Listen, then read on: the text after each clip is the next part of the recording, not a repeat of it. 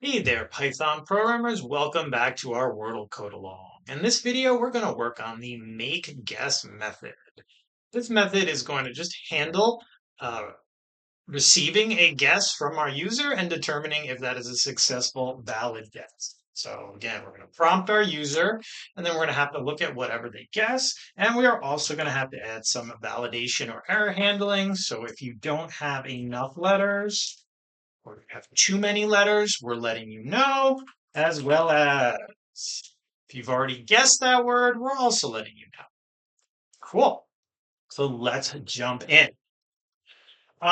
We do not know how long it is going to take our user to pick a good word. And usually that means it's based on a condition, and we're probably going to want a while.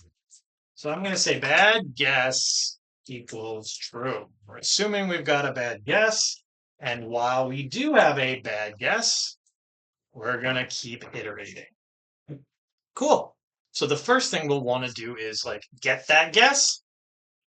Say user underscore guess equals input. That is our built-in method for prompting the user for information in the terminal.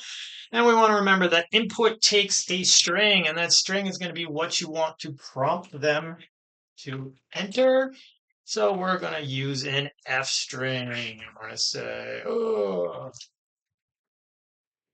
yes, because this does need to be dynamic in the sense that it could be a 5 or 2 or 4 letter word. Guess egg, self dot letters.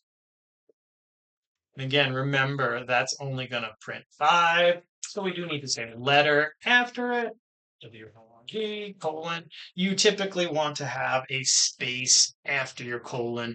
Again, I'll show you when we're actually prompting, but this will push the cursor out in your terminal and just make it look a little cleaner.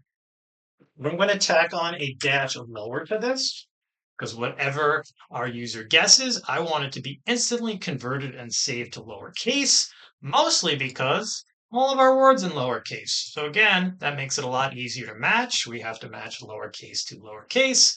Now all of them will be in lowercase no matter what. All right, so here's where we're going to start making some conditions. Hey, basically we need ifs or if, else, else, whatever. That's kind of how we deal with conditions. So the first one, if the length of our user guess does not equal the length of self.letters, then we're going to have a problem and we're going to need to do something about it. In this case, we're going to want some feedback, right?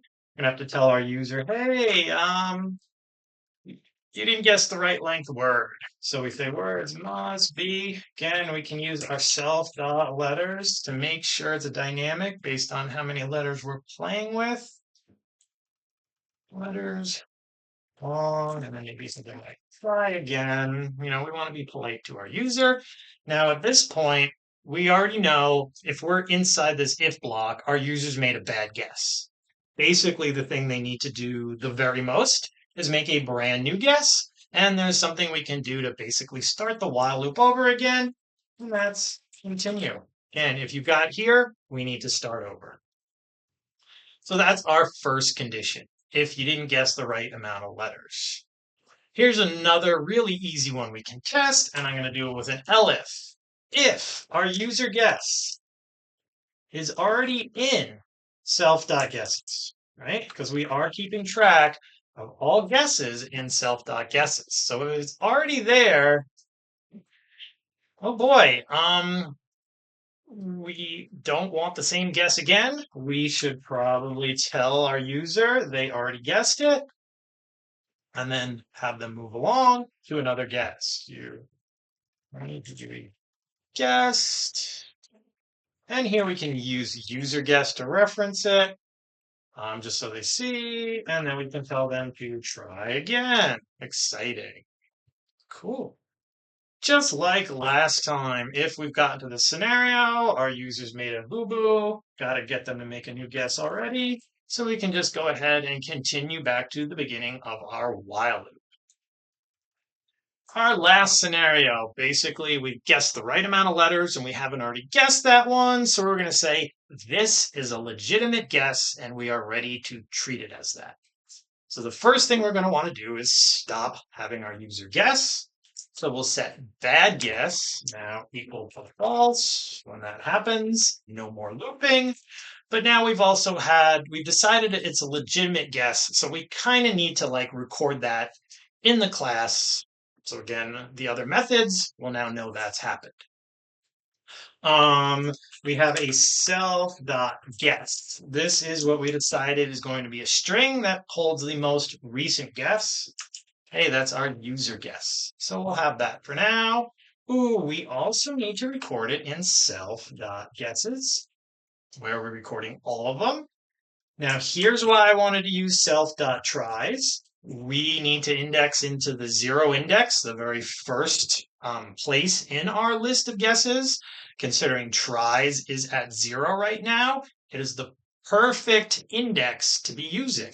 So this is going to set at the index of 0, because again, we've just started playing, self.tries is still 0.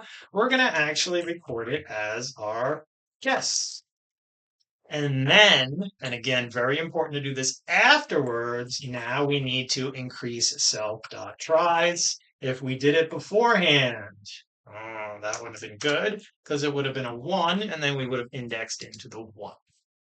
Cool. So this is our make guess. Again, basically just a while loop where we're going to prompt our user for a guess with input each time, have a couple conditionals to check if we like that. If you want to try to add more conditionals to your game, by all means do so. It can be fun. I've found if you have too many rules, though, it starts to take the fun away from it when it makes it really hard for a user to get a valid guess. They kind of stop having fun. So just something to think about as you're working on your work. All right, I think that's enough for this video. Next video, we're going to come back and knock out the play game method. That one honestly isn't too bad. The most difficult, lengthy one will be our last one where we're actually drawing the display each time. Hope you liked this video. Make sure to like and subscribe to the channel, and I'll see you soon for the next Wordle game video.